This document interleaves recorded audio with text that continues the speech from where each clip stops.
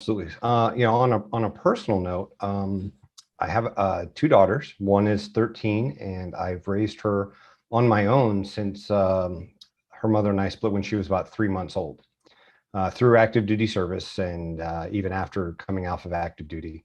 And then years later, I had another relationship, and I had another daughter who's 4 now, and went through about 2.5 years where I only had 0.5% access for that 2.5 years.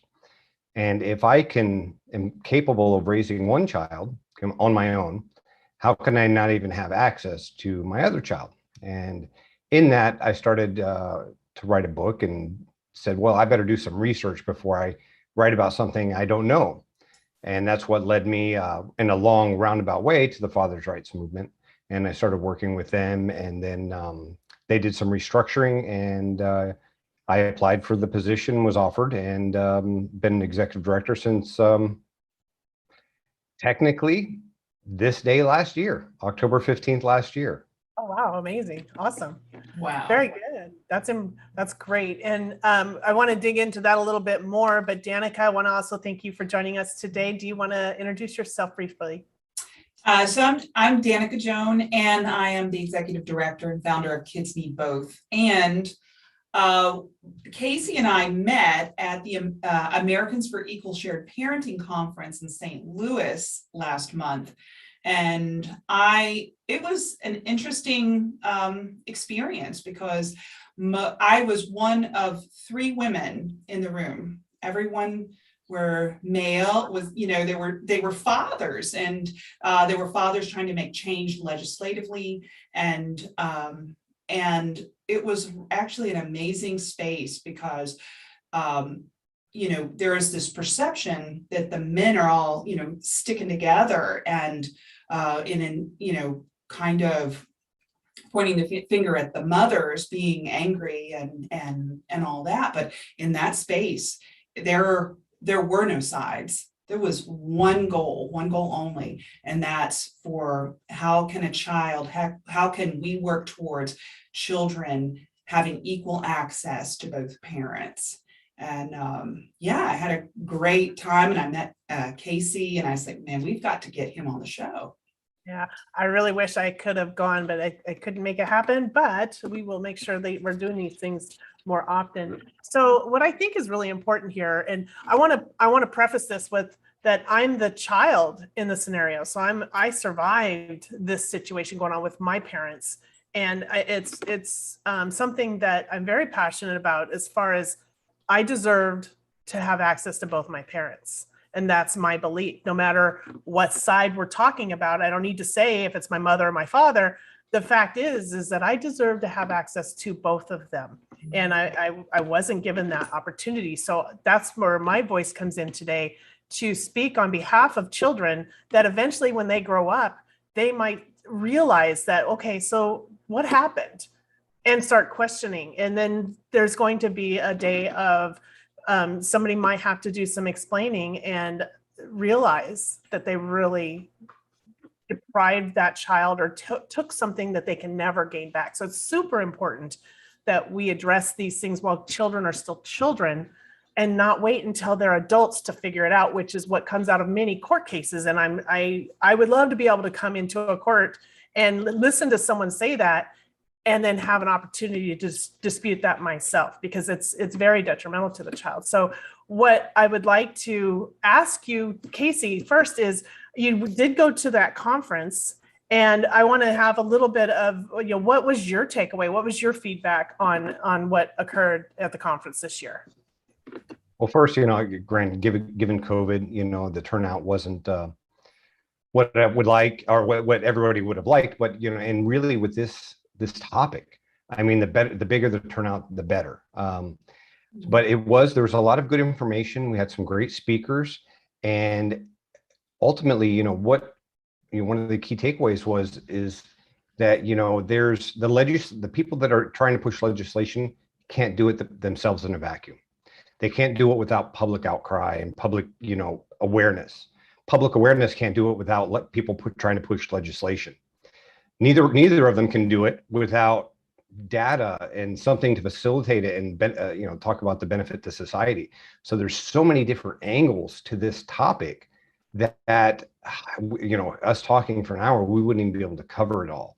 And I didn't mention it in my introduction, but I'm actually doing my doctoral research on this topic specifically, but as it applies towards corporations in the U.S. And labor force, and eventually expanding that international as well, because it's not just a U.S. issue. Yeah, I like this idea. So I've had conversations recently about how corporations could actually save money if they supported this family dynamic. So I think I heard you talk about this. Do you want to know how much? Yeah, go ahead. Go with that. So I did a rough estimate, and I'm going to refine it for my final thesis because I've done a pilot study. But if you look at the fact that there's 26.4 million custodial parents, sorry, 13.2 million custodial parents, 26.4 million parents affected by this. That's around 13 to 14% of the U.S. labor force. If you assume that parents in a divorce, they're working age individuals, so that's 13-14% of the U.S. labor force. That's a significant amount. And the median, not the average. The average salary is about $54,000 a year. The median salary is $31,000. Now you take that times 26.4 million people. You've got a really, really big number. And I got thinking back when I was in the heat of going through mine for, which I just finished in June, how much of my day was I at work and out in the hallway on the phone with my attorney, writing an email, researching, organizing, strategizing, trying to compile stuff for court. How much of my day while I was at work was I doing that? How much of my week? How long was my court, case entirely? How much was I not sleeping? How much was I distracted? And I said, and I think it's a conservative number, depending on the situation, 25% of my time was not 100% focused on my work. So if you take that number and multiply that times that salary amount of the total population affected, you're looking at $200 to $500 billion a year in lost productivity. That's 1 to 2.5% of the national GDP. Wow. It's amazing too, is I did a study back in the early 2000s about time wasted talking or being interrupted by coworkers. So if you take that number, that's 20%, and you take that on top of the numbers you just said, because they're two different things, right? One is your personal thing, and then we still have to engage and interact with our coworkers. So if we're talking about 45% of our time is distraction. So we're barely covering 50% of our time at work doing our job. And another thing I just brought up with someone this last week about this very topic was that they were saying, well, it's not really that big of a number, is it? The parents aren't really affected at work. I don't see any of that happening. It's like, well, because most people don't talk about it. But let's use my situation where I have 12% of my devices in my organization that are lost and stolen every year. Now, if we're looking at devices, my organization puts a lot of money behind trying to recover that 12%. They put millions of dollars in place to cover that 12% of loss. So why are we protecting devices more than our employees? And that's a resource. That's a labor resource. That's one of the most important resources that organizations have. And, I talk about GDP and billions of dollars and like, okay, yeah, that's great. Look at the country. Well, let's dial that down. If we're looking at 13-14% of the labor force being affected, you can scale that down to a 10,000 person organization. Okay. University of Miami, who I work for, they have, I think, 15,000 employees, staff. And I don't know if that includes faculty. But 10,000 employees, you're looking at 1,320 or so of your employees being affected by the family court system. You take their salaries and the median salary, and you're looking at a loss in productivity of $25 million a year. Yeah. And So this is not just affected, this is literally strangulizing their ability to function. yeah, I think absolutely. I mean, so what you said is, what can corporations do? Well, let's say, well, they have $25 million that they're losing. Yes, we want to talk about the benefits and how they can help their employees, but let's talk about corporations. How can they stop losing $25 million a year? And that's where you create the value proposition to the corporations.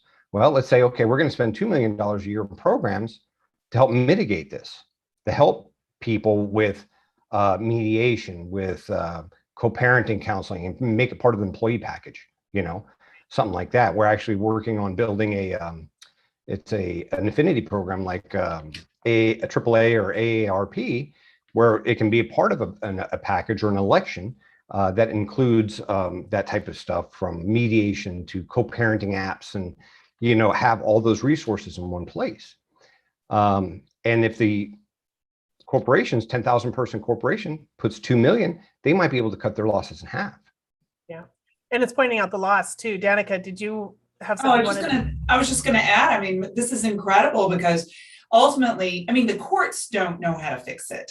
Really, when families come in with all of their drama, the judges just sort of kick the can up the road, and they don't do anything about it. So if the courts can't do anything about it, or not choosing to, then ultimately it's down to, let's get some facts, let's get some quantitative data that says this affects you. You may not be married, you may not have a high conflict, custody or divorce situation, but it definitely affects you and your business and your company.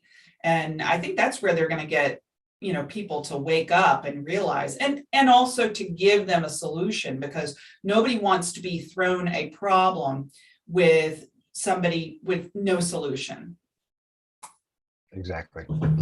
Yeah, it's definitely, I know that for speaking to the board of directors on my point, and from my point of view, we have to point out those pain points on why 12% really hurts. For when we're talking about devices, I can imagine the same conversation, just replace devices with high conflict divorce. It's kind of the same topic. It's the same conversation. So I think that's great. That's fantastic work. And I love the work that you're doing with this dissertation, and being able to have some academic studies and research to really kind of back some of this up, because our ultimate goal out of all of this is to reduce the loss, right? We want to reduce the loss, and we're reducing the loss for who? Yeah, maybe for fathers, maybe for mothers, but most importantly, it affects everybody. For the children, and if those around you, because when it affects you or it affects an employee, that other employees have to pick up the slack, where one employee may not be functioning at normal speed, or at full capacity. So it trickles, and it affects people in other ways. Well, not only that, but then you think of irritability, cohesiveness, teamwork, all that work environment turns into a hostile work environment and affects the whole company. 13% can significantly impact the overall behavior of a corporation and a culture. And I would venture to say that 13% then excels. It increases, because now it's affecting other people, and those people could be brought into that number. And here's the real kicker about it is, to a close confidant at work, you might talk about, the issue going on, but for the most part, you don't go to HR and say, hey, I'm going through this and I'm having problems and I'm missing work. You don't tell them that, because the last thing you can do is lose your job. Right. So it's not something that an employer can even ask and say, hey, are you going through a custody dispute? You can't ask that, privacy policies and all that kind of stuff. So how do corporations approach this? When you have these privacy policies in place. So one of my next research surveys is going to be a qualitative survey, open-ended questions to just bring ideas together for solutions, and what angles and approaches might be able to help mitigate some of this stuff. I remember my first year of my custody battle. It was in 2001, and I went a year not being able to find a job, because the moment that they they picked up on the fact that the reason I'm looking for a job is because I'm newly single and in the process of a divorce and custody battle. Of course, you don't tell them all of that, but they pick up on it. They're like, "Ooh," and you couldn't find work, couldn't find somebody to rent a house to me because I didn't have stability of income, and of course nobody at that time I had 5 little kids, so like, what landlord's going to rent to a woman with 5 children? And that right there is a very good reason to have equality in the court systems. Because if there's equality and we're working together so that moms don't have to be so not responsible, but there's so much that you were left with at that particular point, where when we allow fathers to help and bridge these gaps, that parents still have to parent, regardless if you hate each other, love each other, like each other, whatever, you still have a child that you both have to parent. So how can we do that the most effective way to where you're not being denied a place to rent to live? If we're working together and when we're unified, that is going to be a much better scenario than what we have right now with all this really high conflict going on. So Casey, go ahead. There's a term, and it's usually with finance, used with finance, called arbitrage. So if the interest rates in the US for investments is 10%, but you can borrow money in Japan at 2%. You borrow $1 million in Japan at 2% interest rate. You invest it in the US, make 10%. And once that's done, you pay off the original loan at 2%. You've made, $8,000 or $80,000, whatever it is. So that anytime there's an inequality, there's an opportunity for arbitrage. Right now, we have a gender inequality in the court system. That makes way for arbitrage. And the key thing that really sticks out is Title 4D. Somebody's benefiting off of it. $55 billion industry, the family court industry, as per, I forget the name of the book, divorce court. So people are profiting from this arbitrage, and they want it to stay this way. So what do? They go and they lobby against legislation to make it equal.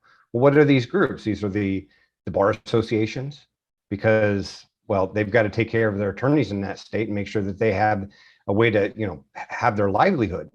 So they make it stay that way so they can make sure their income flow is still going. However, this is a greater societal issue.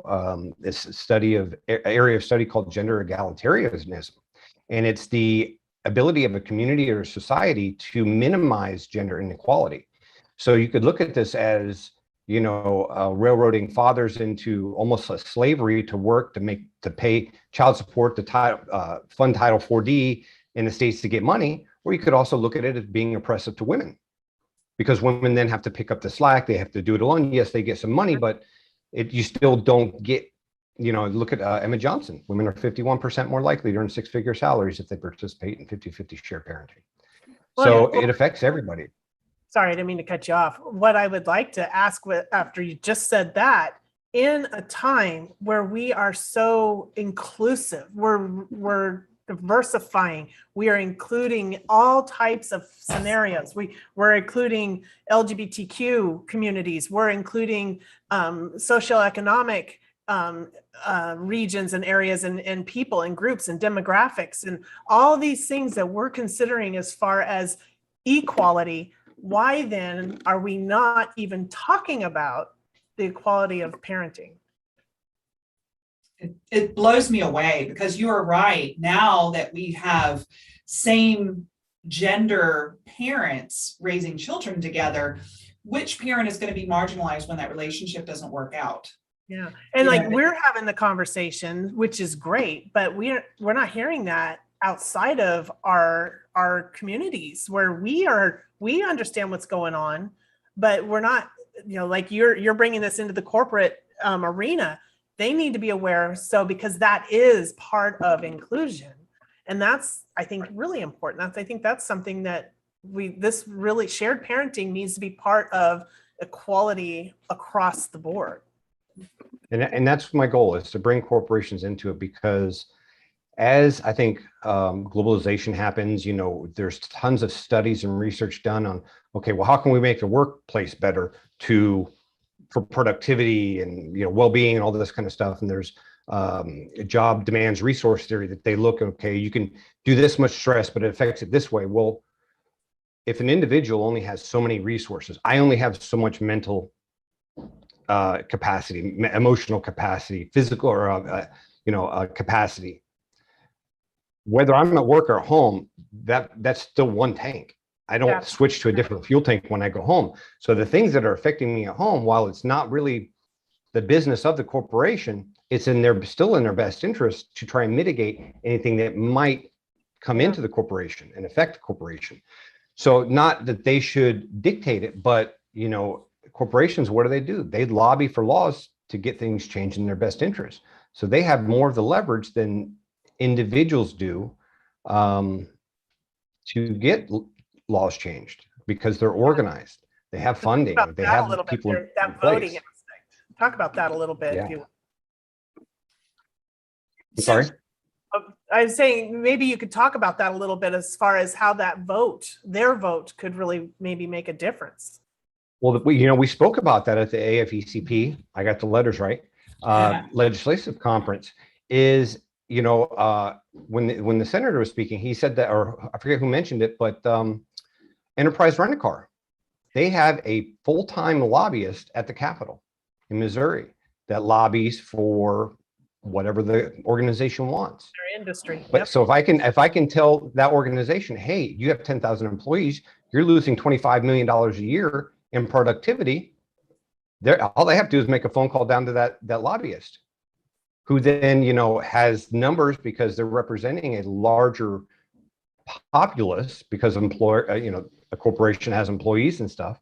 So they have more influence than an individual going down to the courthouse talking about my rights, my children's rights. And people talk about, well, my children, this shouldn't be about corporations, it should be about children's rights and children. Absolutely. But if you think back to slavery, if a slave owner sold off a child to someone else so he could make a profit, and the parents cried, the slave owner didn't care. He was making a profit. That's what he sees. He doesn't. Their problem is their problem. It's not his problem because he's making a profit. Right now, if we go down to the courthouse and we tell these legislators that are attorneys or work with the bar association, oh, my child, this and that. Hey, that's lining these attorneys' pockets. All they hear is cha-ching. And the more they hear that just means more cha-ching. Right. Now, I'm boiling it down very, very much. I don't think people, necessarily think that way, but they're definitely not incentivized to make things even, to make things equal for parents and genders. Incentivize, I think, is really the key word there, where they're looking at their livelihoods. They're not necessarily considering the destruction of someone else's. That's one of the biggest issues. When you look at the fathers' rights movement and why Danica was saying that if we call down to the Capitol, they don't take our call. They hear fathers' rights, is because there's so many people, and it's had a tumultuous past, the organization, that are so hurt, and that pain and anger and frustration comes through unfiltered. And the things that come through definitely don't help their situation because it's threatening or, whatever, however it may be. It's not a formulated strategic argument that they're making. It's an emotional argument. And they're not aligning those interests. They're not saying, hey, this is what's happening. Maybe you might be able to find one legislator who has been through it and he can, but then he has to think of his political career. Well, the Bar Association, they sponsored my campaign, so I have to vote the way that they want me to. But when you start getting corporations involved, larger corporations, they're going to. So if you look at the family court industry is $55 billion, but if you remember the numbers I told you on the impact to the overall corporations, 200 to 500, you're looking at 4 to 10 times the amount of the $55 billion corporation. So their fallout of that $55 billion they're making, the fallout is much, much more than they have in their pockets. Yeah. Mm. Well, and if you take it further, where if you lose an employee because of this, the chances of you replacing them with someone in the same situation gets higher and higher. So you're not Or solving, you're someone that's swapping. going to be in the situation Yeah. at some point.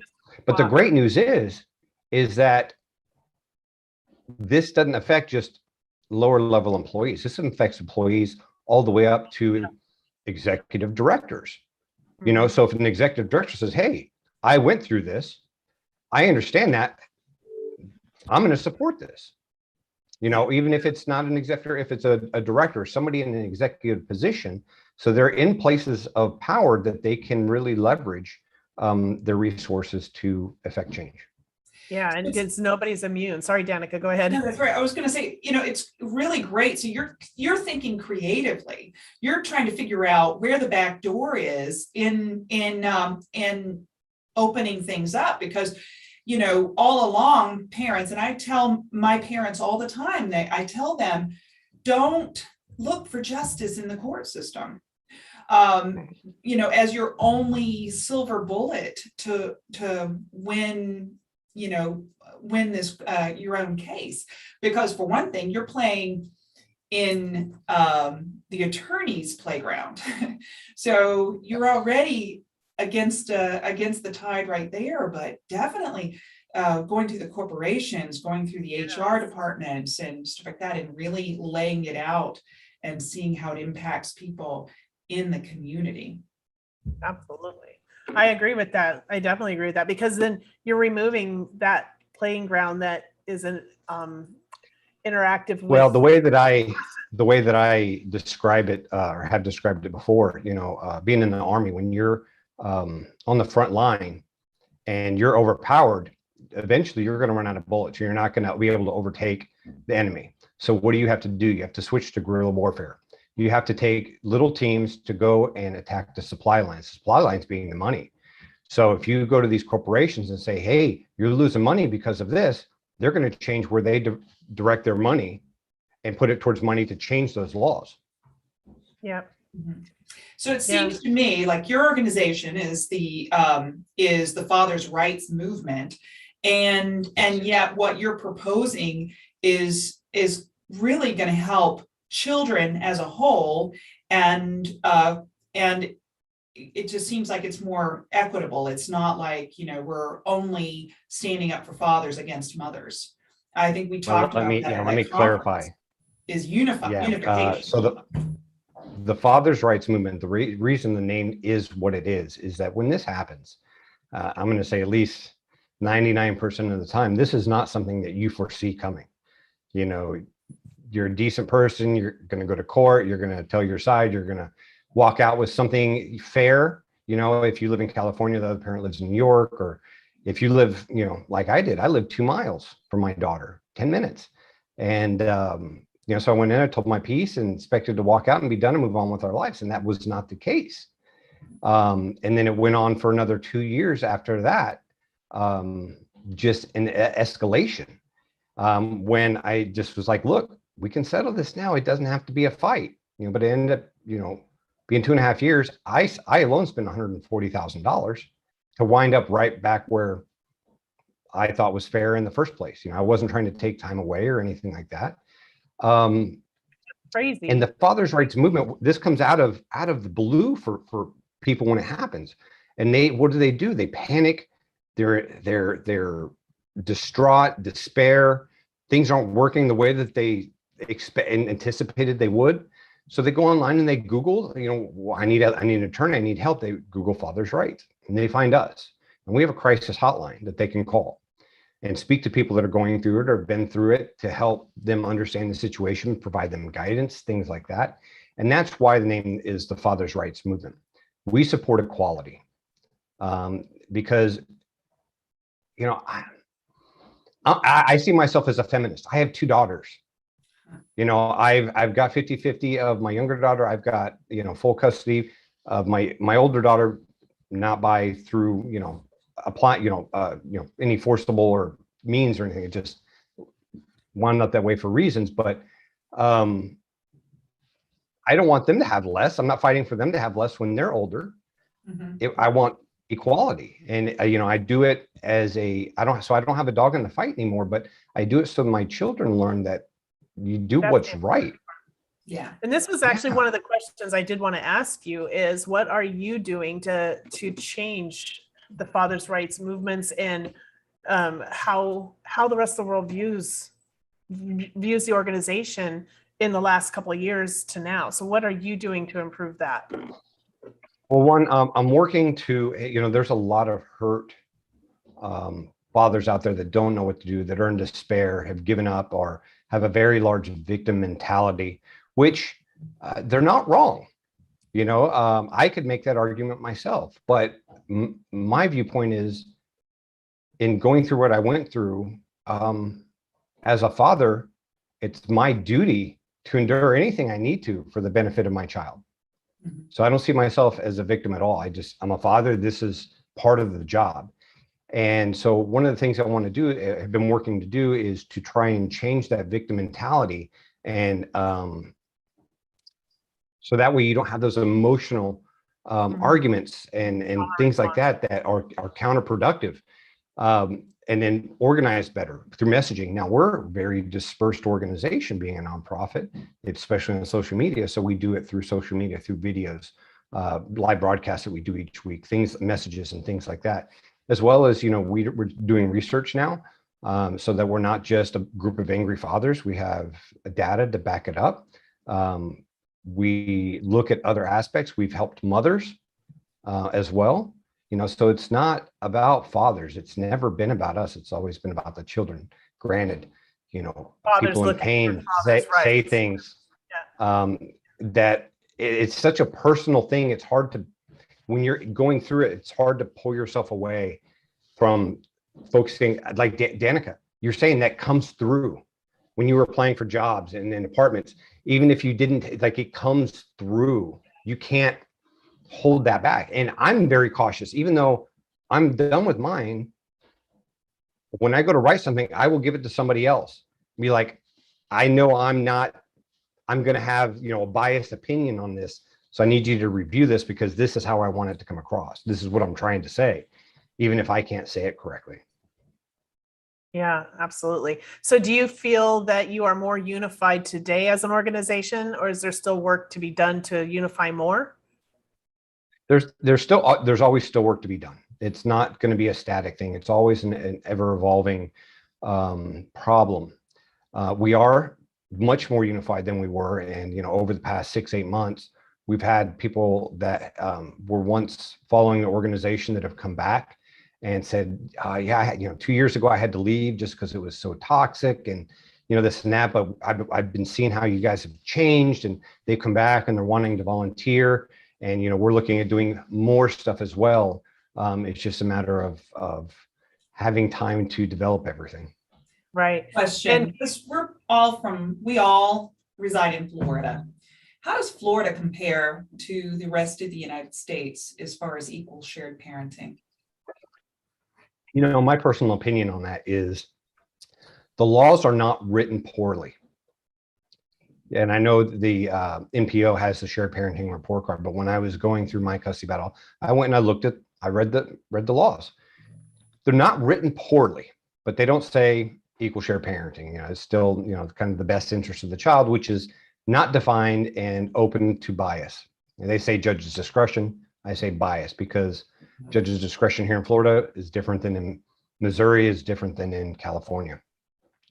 So until there's a systematic, unified way that we're looking at this, it's really just bias. So Florida, for me, it's, and I had 2 judges going through mine. I will say the first judge, I understand it seems she was trying to protect herself, err on the side of caution, so to say.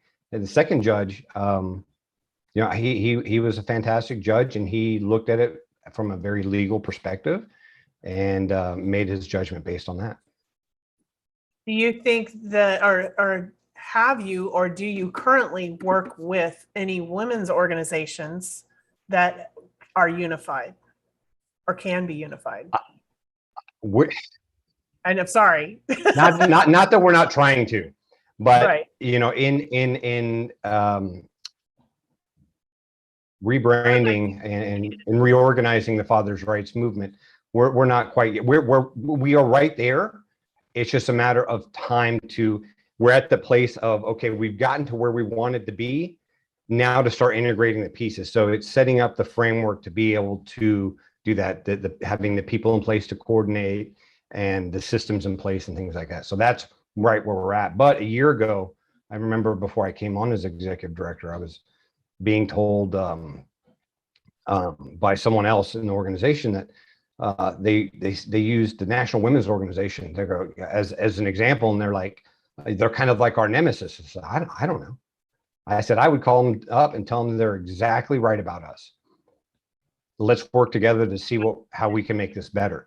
Because I will be I'm the executive director of the Father's Right Movement, but I have no problem saying that it's not just the mothers that are keeping the children from the fathers that are an issue, but the fathers need to step up too. We need to improve our game. We need to become more responsible. We need to,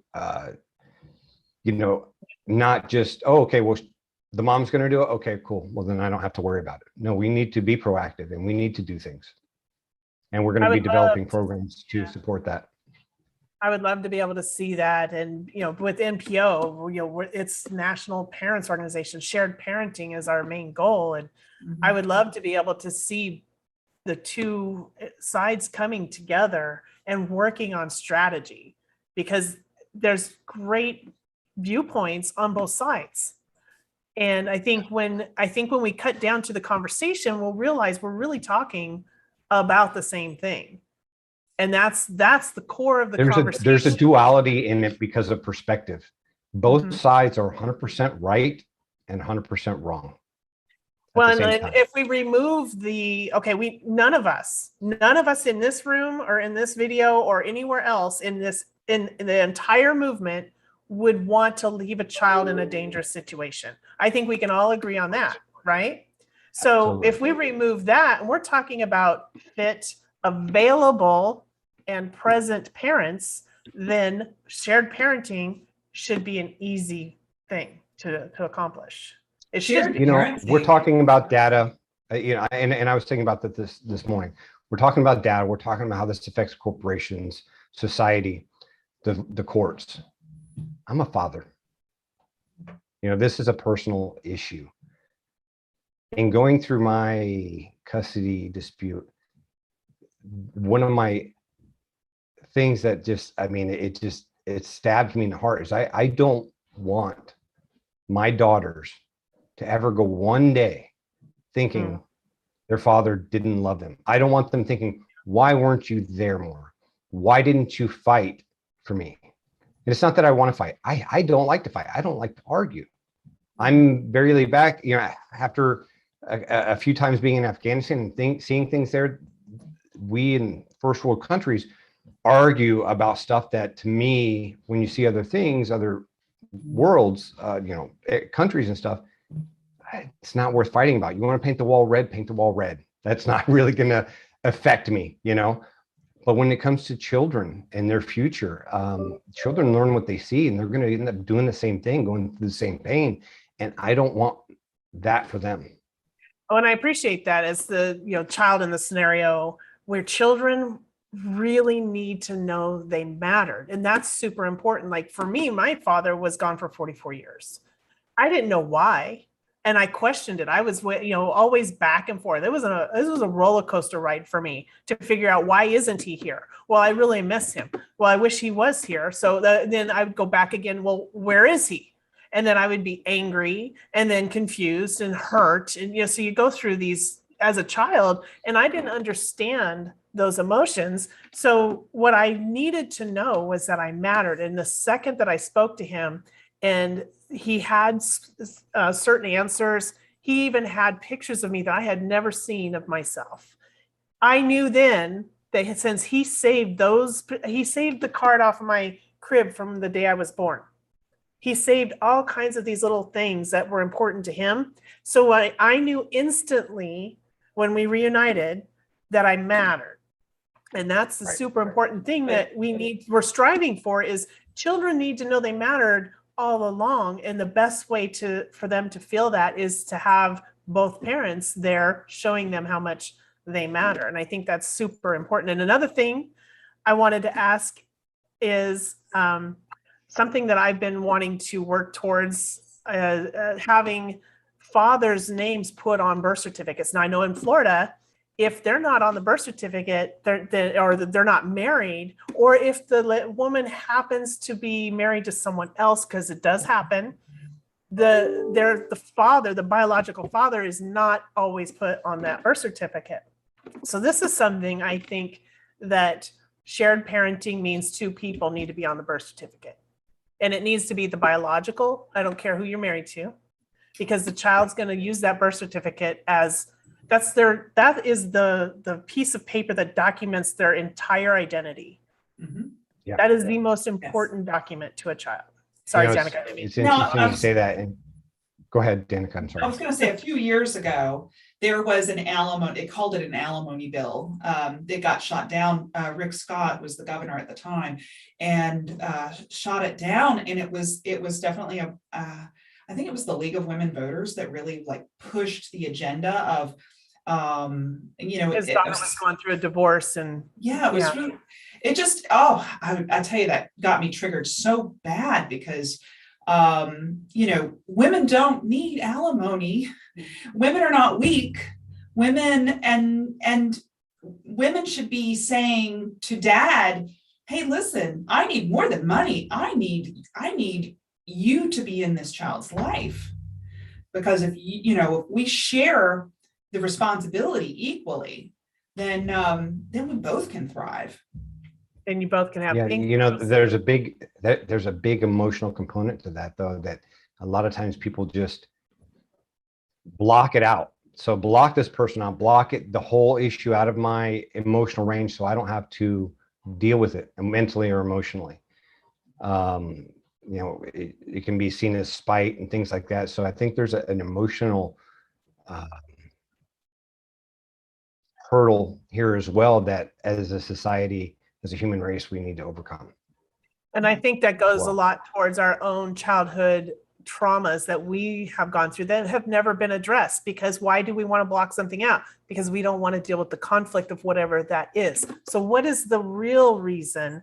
And think about perpetuating that, transferring that onto our children because of something that we may have happened in our own childhood and even our parents' childhood that is just kind of lingering within us and we're just passing it forward. So we need to get to a point where we are better at addressing our mental state, our mental health as a positive thing, getting help with those traumas that we've dealt with in the past so that we're not putting that on our children to carry forward. So, and then, to add to that is, traditional gender roles throughout history really make that concrete, and really support that emotional portion as well. When you look back, centuries ago, men went off to war, they were going years at a time because they marched there. They didn't take a C-17 over to Afghanistan. And even now, I was overseas in Afghanistan for a year. It was before my daughter was born, but the mothers are staying home with the children. And now, there's women in the military, so they do go. And I'm sure there have been some fathers that have stayed home with the children, but the traditional gender roles is that the father goes to work, goes to war, goes somewhere, and the mother takes care of the child. However, in the past 100 years, with the women's rights movement, that's changed drastically. They talk about the glass ceiling, and women's roles in the workplace have evolved in the past century completely. But the economic law of supply and demand, if there's 10,000 jobs and more women enter the workforce, that means that there's less jobs for men. And I'm not worried about men losing jobs or anything like that, but it will inevitably mean that men's roles in the home and with childcare will need to evolve to counterbalance that. Absolutely. And nobody's really recognizing that yet. And that's what's happening. That's the pain point that we're going through right now. So I would say it's inevitable that it's going to happen. Yeah. It's inevitable. Mm-hmm. It's just a matter of how can we help the process along. Yeah, that's part of equality. If women want equality in the workplace, then men need equality in the home. It's kind of It goes back to that it's resources. You only have collaborative. so many resources. Yeah, it's collaborative. It's how can this dynamic make it so a woman can go into the workplace and not be the only one stuck staying at home with the kids. And I don't mean to make that sound bad, but in some ways, that's where women kind of migrated to, where I'm ultimately the one responsible for the kids, and that's the position that we've taken. But that's not necessarily the case, especially these days where we do have more women in the workforce and there are more men that are home with children. And not to say that they don't work, but there's a collaborative parenting style. And that to me is the ultimate, because one, you're showing your children that it doesn't matter who's working, that the family is working together. Even if you're in two separate homes, working together is still very important, because it does teach that child how to be a parent themselves. In business, they study organizational behavior, and a family, you can look at it as an organization. So, how do you do that? How do you make things work? And some people both work, and then they share the responsibilities of income and at home. But it all comes down to communication and agreeing upon what roles are going to be filled by who and what percentage. And that's, just a level of communication and conversation that when you mix in emotions with it in children, it gets very complicated to do that, or be able to look at it objectively and make sound decisions. Yeah. Wow. Well, Danica, did you have anything else that you would like to make sure we address before we wrap up? Something I've seen over the last 20 some years is everything was very decentralized. All of the people, we were like a voice in the wilderness, and in fact, I think that when each of us found ourselves in a high conflict custody situation, that's when it's not on your radar until it's personal. And like you were saying, Casey, you were like, fathers are looking for resources when they need it. They don't necessarily, it's not even on their radar until it happens to them. I know it, right? And it was my experience that everything was very like, you're just trying to search, to try to find something. So now we have organizations like the Fathers' Rights Movement, like Kids Need Both, like, NPO and Americans for Equal Shared Parenting. We're all coming together. We're all, partnering with one another so that it's not so hard for that person who finds themselves in the circumstance that has nothing but the internet to go by. And that brings me such joy, because it's going to be through the unity of our organizations that have similar mission and visions to come together that's going to really drive systemic change in society. Yes. Yeah, I think it is It's great. going to take organization. Mm-hmm. Absolutely, coming together and working together. Nothing's going to happen unless we do that. That's Well, and right. I think we've all grown too in the last couple of years, where we really need to focus on the unity. And it's not about NPO achieving a new law in each state that enables shared parenting. It's not about the Fathers' Rights Movement just helping with fathers. It's not about Kids Need Both that's doing their own thing, trying to make probably the same achievements. It's about all of us raising the bar and really pushing not just for raising the positive bar, change. but every niche that each organization or individual is working, whether it be locally at the state level, national level, or international level, every single avenue is absolutely needed. There's no singular approach to this. It is a multi-pronged approach that is going to get this solution. Like I was saying, legislation can't do it alone without the public outcry.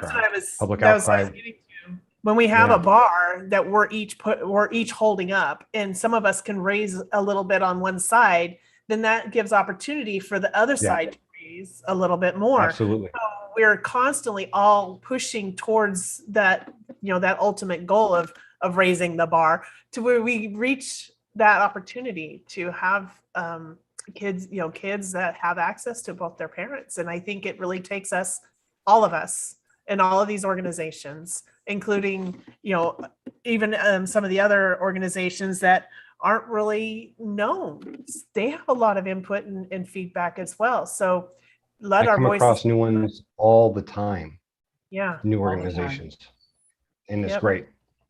Yeah, absolutely. So I know we have just a couple minutes left, but Casey, I wanted to thank you so much for joining us today and sharing what you're doing and the fantastic work that you're doing, and even going at the angle with the corporations and just trying to help come at this with a new creative and very effective way of really making some changes legislatively. So that is great. I'd like to give you the last couple of minutes to wrap up. Anything else you'd like to share with us, how people can get in touch with you, anything else that you'd like to add?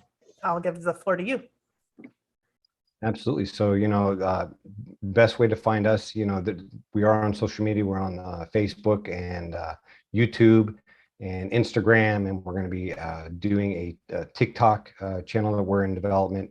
We do 3 live shows a week, some of them educational, some of them, talking about fathers who have overcome great adversity or great role models to other fathers. We're going to be doing a parent coaching webinar on a quarterly basis. The first one, I think, is November 10th.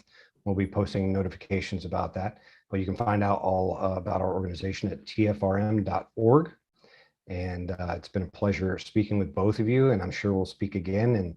And there's just so many angles to this topic. Like I said, we couldn't cover it all in 1 hour for sure. No. This is so true. But this was a great start. So I hope we can have you back, because I love this conversation. We could talk about this all day long. In fact, we do.